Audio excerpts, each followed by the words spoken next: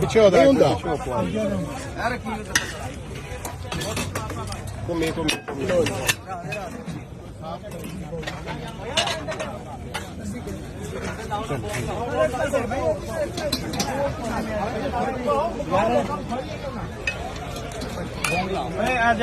chef साहब हाथ रहो बोतल इधर शेफ साहब जी जी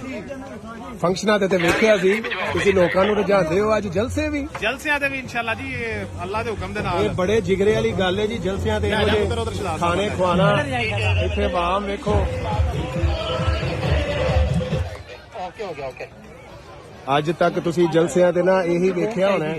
ਕਿ ਆਵਾਮ ਪੈ ਗਈ ਖਾਣਾ ਸਾਰਾ ਚੁੱਕ ਕੇ ਲੈ ਗਈ ਲੇਕਿਨ ਇਹ ਸਦੀਕ ਸੰਦ ਨੂੰ ਸ਼ਰਫ ਹਾਸਲ ਹੈ ਅਲਹਮਦੁਲਿਲਾ ਹਰ ਤਰ੍ਹਾਂ ਦਾ ਖਾਣਾ ਖੁੱਲਾ ਡੁੱਲਾ ਆਵਾਮ ਤਸੱਲੀ ਦੇ ਨਾਲ ਖਾ ਰਹੀ ਹੈ ਔਰ ਖਾਈ ਜਾ ਰਹੀ ਹੈ ਮੁਸਲਸਲ ਖਾਈ ਜਾ ਰਹੀ ਹੈ ਬੜਾ ਅੱਛਾ ਮੈਨੂ ਅੱਜ ਸਿਆਲਕੋਟ ਦੇ ਵਿੱਚ ਦਿੱਤਾ ਹੈ ਸਵਾਦ ਬਈ ਸਦੀਕ ਸੰਦ ਦੇ ਮਜ਼ੇ ਦੇ ਖਾਣੇ ਔਰ ਖੁੱਲੇ ਡੁੱਲੇ